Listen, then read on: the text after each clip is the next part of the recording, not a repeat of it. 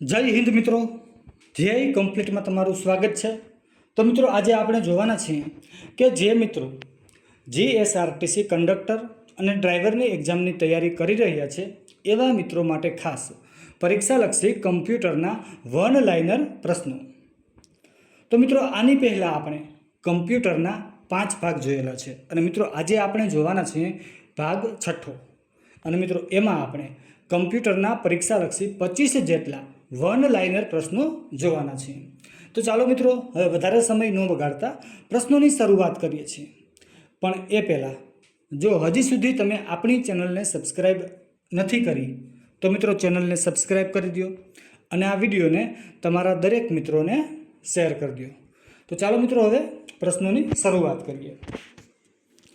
પ્રશ્ન પહેલો જોઈએ આપણે કે ભારતમાં સૌપ્રથમ ઇન્ટરનેટ સેવા પૂરી પાડનાર સૌથી વિશાળ સંસ્થા કઈ હતી?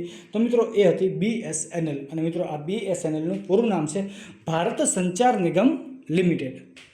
મિત્રો 5મા ભાગમાં આપણે જોયું હતું કે ભારતમાં સૌપ્રથમ ઇન્ટરનેટ સેવા પૂરી પાડનાર સંસ્થા તો એ કઈ હતી? તો એ હતી BSNL। મિત્રો ભારતમાં સૌપ્રથમ ઇન્ટરનેટની જે સેવા જે છે એ પૂરી પાડનાર સંસ્થા કોઈ હોય ને તો મિત્રો એ હતી BSNL અને મિત્રો આ BSNLનું પૂરું નામ શું છે એ તમારે મને કોમેન્ટમાં જણાવવાનું છે। પણ મિત્રો અહીંયા એક શબ્દ આપેલો છે કે સૌથી વિશાળ સંસ્થા। જો મિત્રો આવો શબ્દ આપેલો હોય કે ભારતમાં સૌપ્રથમ ઇન્ટરનેટ સેવા પૂરી પાડનાર સૌથી વિશાળ સંસ્થા તો મિત્રો એમાં જવાબ આવશે આપણો BSNL અને મિત્રો આ BSNLનું પૂરું નામ શું છે એ તો મેં તમને જણાવી દીધું છે। ઓકે, આગળ વધીએ। અને હા મિત્રો આપણે 5મો ભાગ જોયો હતો ઓકે કમ્પ્યુટરનો। મિત્રો એમાં મારે એક પ્રશ્નમાં થોડીક ભૂલ થઈ ગઈ છે। શું છે એ તમને હું અત્યારે સુધારી દઉં છું। ઓકે, તો મિત્રો પ્રશ્ન કેવો હતો મિત્રો? તો પ્રશ્ન હતો 14મો હતો શું હતો? તો કે TCPનું પૂરું નામ શું છે? તો આ TCP છે એનું પૂરું નામ છે ટ્રાન્સમિશન કંટ્રોલ પ્રોટોકોલ। તો ચાલો એ તો સાચું જ છે। તો બીજું શું છે? તો કે આ TCPના શોધક કોણ છે? તો એ છે વિન્ટસર્ફ। એ પણ સાચું હતું। તો મિત્રો ભૂલ ક્યાં હતી? તો ભૂલ અહીંયા હતી કે કમ્પ્યુટરના પિતા વિન્ટસર્ફ। મિત્રો મેં એવું બોલ્યું હતું પણ ખરેખર એવું નથી। તો શું આવે છે ત્યાં? તો કે ઇન્ટરનેટના પિતા તરીકે વિન્ટસર્ફને ઓળખવામાં આવે છે। સાચું મિત્રો એ છે કે ઇન્ટરનેટના પિતા તરીકે વિન્ટસર્ફને ઓળખવામાં આવે છે। અને મિત્રો હું શું બોલી ગયો હતો કે કમ્પ્યુટરના પિતા વિન્ટસર્ફ। મિત્રો એ ખોટું છે। મિત્રો મેં ત્યાં લખેલું પણ છે કે ઇન્ટરનેટના પિતા કોણ? તો કે વિન્ટસર્ફ। તો મિત્રો આ સુધારો કરી લેજો। ઓકે, ચાલો આગળ વધીએ। પ્રશ્ન બીજો જોઈએ। ઇન્ટરનેટ સેવા પૂરી પાડનાર સંસ્થાને શું કહેવાય છે? તો મિત્રો એને કહેવામાં આવે છે ISP અને મિત્રો આ ISPનું પૂરું નામ છે ઇન્ટરનેટ સર્વિસ પ્રોવાઈડર। ત્રીજો પ્રશ્ન જોઈએ। ભારતમાં ઇન્ટરનેટની શરૂઆત ક્યારે થઈ હતી? તો મિત્રો ભારતની અંદર ઇન્ટરનેટની શરૂઆત 15 ઓગસ્ટ 1995ના રોજ થઈ હતી। WWWની શોધ કોણે કરી હતી? તો એ કરી હતી ટિમ બર્નર્સ-લી દ્વારા કરવામાં આવી હતી।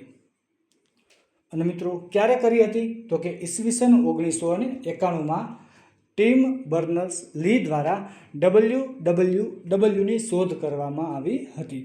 તો મિત્રો આ WWW એનું પૂરું નામ શું છે? તો એનું પૂરું નામ છે વર્લ્ડ વાઇડ વેબ। 5મો પ્રશ્ન જોઈએ આપણે। વેબસાઇટના પ્રથમ વેબ પેજને શું કહેવાય છે? તો એને કહેવામાં આવે છે હોમ પેજ। 6થો પ્રશ્ન જોઈએ। હાઇપરલિંક કેવા કલરની હોય છે? તો એ હાઇપરલિંક જે છે ને એ વાદળી કલરની હોય છે। હાઇપરલિંક જે લખાણ સાથે હોય તેને એન્કર ટેક્સ્ટ કહેવાય છે। મિત્રો જ્યારે પણ આપણે હાઇપરલિંક ઉપર આપણો જે એરો હોય છે મિત્રો એ લઈ જશું તો એ એરાનો આકાર છે ને મિત્રો એ બદલી જશે। કેવો થઈ જશે? તો મિત્રો આપણો જે હાથ હોય છે ને એ હાથ આકારનો એરો થઈ જશે મિત્રો। અને મિત્રો હાઇપરલિંક જે છે એનો કલર કેવો હોય? તો કે વાદળી એટલે કે બ્લુ કલરની હાઇપરલિંક હોય છે। 7મો પ્રશ્ન જોઈએ આપણે। વેબ પેજના સમૂહને શું કહેવાય છે? તો આ વેબ પેજના સમૂહને વેબસાઇટ કહેવામાં આવે છે। વેબસાઇટની લિંક જે હોય છે એને શું કહેવાય? તો વેબસાઇટની લિંકને URL અથવા તો URI કહેવામાં આવે છે. મિત્રો આ બંને પ્રશ્નો પૂછાયેલા છે કે URL એનું પૂરું નામ શું છે અને URI એનું પૂરું નામ શું છે. તો મિત્રો આપણે જોઈએ બંનેના પૂરા નામ શું છે. તો URI પહેલાં આપણે જોઈએ URLનું, ઓકે, ત્યાર પછી આપણે URIનું જોઈશું. તો URL શું છે? Uniform resource locator. અને URIનું શું છે? તો કે યુનિફોર્મ રિસોર્સ આઇડેન્ટિફાયર. શું છે મિત્રો? Uniform resource identifier. મિત્રો બંને પ્રશ્નો પૂછાયેલા છે તો યાદ રાખી લેજો. 8મો પ્રશ્ન જોઈએ. વ્યાવસાયિક નાણાકીય વ્યવહાર સમાચાર પૂરી પાડતી વેબસાઇટને શું કહે છે? મિત્રો ફરીથી વાંચીશું કે વ્યાવસાયિક નાણાકીય વ્યવહાર અને સમાચાર પૂરી પાડતી વેબસાઇટને શું કહે છે? તો એને કહેવામાં આવે છે પોર્ટલ કહેવામાં આવે છે. 10મો પ્રશ્ન જોઈએ. વેબસાઇટ કઈ ભાષામાં તૈયાર થાય છે? તો મિત્રો જે ભાષામાં વેબસાઇટ તૈયાર થાય છે એ ભાષાને કહેવામાં આવે છે HTML. મિત્રો પ્રશ્ન પૂછાયેલો છે કે HTMLનું પૂરું નામ શું છે? તો મિત્રો HTMLનું પૂરું નામ છે હાઇપર ટેક્સ્ટ માર્કઅપ લેંગ્વેજ. 11મો પ્રશ્ન જોઈએ.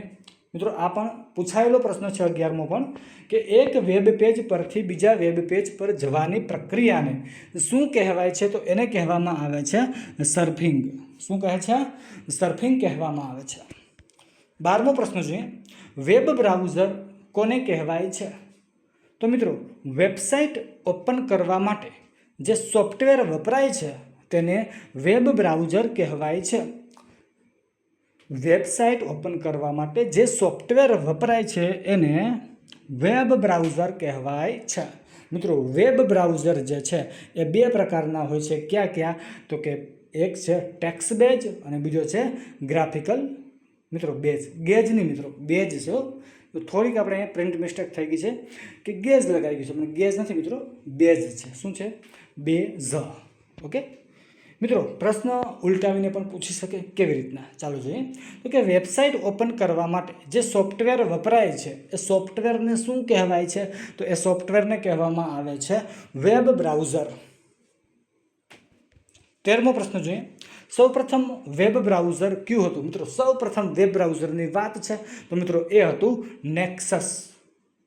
આ નેક્સસનું નિર્માણ જે છે ઈસવીસન 1990માં કરવામાં આવ્યું હતું. અને કોણે કર્યું હતું? તો એ કર્યું હતું ટિમ બર્નર્સ-લી દ્વારા કરવામાં આવ્યું હતું. સોરી મિત્રો આ સોફ્ટવેર છે.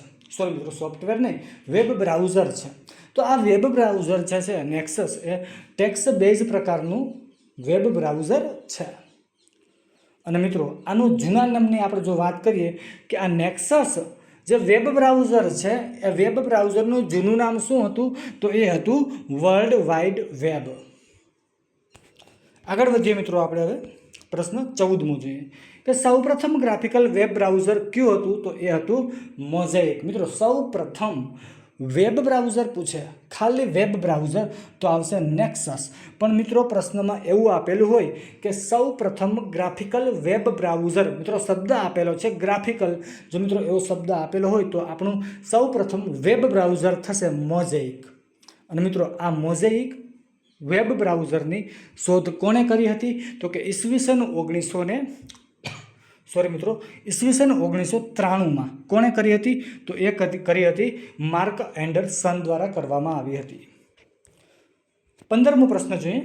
ભારતનું સૌપ્રથમ સ્વદેશી વેબ બ્રાઉઝર કયું હતું?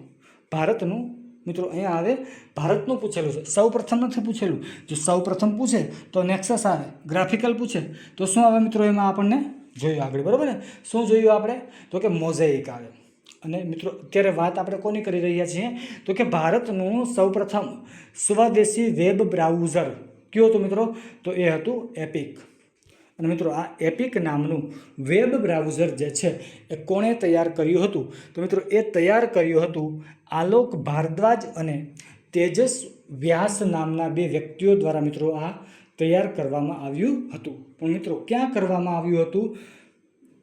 તો કે મિત્રો આ જે છે વેબ બ્રાઉઝર એ બેંગલુરુમાં એક કંપની આવેલી છે હિડન રિફ્લેક્સ આ હિડન રિફ્લેક્સ નામની કંપનીની અંદર મિત્રો આ સોફ્ટવેર મિત્રો વેબ બ્રાઉઝર જે છે એ તૈયાર કરવામાં આવેલું છે. 16મો પ્રશ્ન જોઈએ. ગૂગલ ક્રોમ એ શું છે? તો મિત્રો આ ગૂગલ ક્રોમ જે છે ને આપણે ઉપયોગ કરી રહ્યા છીએ તો એ શું છે? તો એ એક વેબ બ્રાઉઝર છે. મિત્રો અન્ય ઉદાહરણો પણ અહીંયા નીચે આપેલા છે કે ઇન્ટરનેટ એક્સપ્લોરર છે, ત્યાર પછી સફારી છે, ઓપેરા છે અને બીજું શું છે મિત્રો? તો કે મોઝિલા ફાયરફોક્સ છે. મિત્રો આ ઉપરાંત પણ ઘણા બધા વેબ બ્રાઉઝર આવેલા છે. ઓકે, મિત્રો આ સફારી જે છે વેબ બ્રાઉઝર એ કોનું છે? તો કે એ એપલનું છે. મિત્રો પ્રશ્ન પૂછી શકે કે નીચેનામાંથી કયું વેબ બ્રાઉઝર નથી? તો મિત્રો 4 ઓપ્શન આપેલા હોય છે, 3 વેબ બ્રાઉઝર આપેલા હોય છે અને મિત્રો એક ઓપ્શનમાં જે છે એ વેબ બ્રાઉઝર આપેલું નથી. ઓકે મિત્રો, દાખલા તરીકે હું તમને 4 ઓપ્શન આપું છું કે એક ઓપ્શનમાં આપેલું છે ગૂગલ ક્રોમ, ત્યાર પછી સફારી છે, ઓપેરા છે. ઓકે, 3 ઓપ્શન થઈ ગયા. મિત્રો આ 3 શું છે? તો કે વેબ બ્રાઉઝર છે.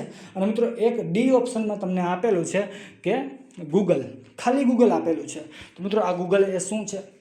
તો મિત્રો ગૂગલ એ વેબ બ્રાઉઝર નથી. તો ગૂગલ છે એ શું છે? તો કે એ સર્ચ એન્જિન છે. ઓકે મિત્રો, ચાલો આગળ વધીએ. પ્રશ્ન 17મો જોઈએ. ઇન્ટરનેટ પર માહિતી શોધી આપતી વેબસાઇટને શું કહેવાય છે? મિત્રો ઇન્ટરનેટ પર માહિતી આપણને જે શોધી આપે છે એ વેબસાઇટને કહેવામાં આવે છે સર્ચ એન્જિન.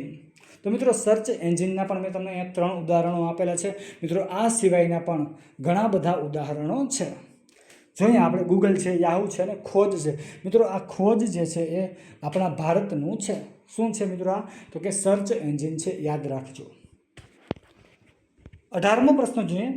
ઈમેલ તથા ઓનલાઈન ચેટ દરમિયાન અણગમતી કે અપમાનજનક ભાષાનો જે ઉપયોગ કરવામાં મિત્રો આવે છે એને શું કહેવામાં આવે છે?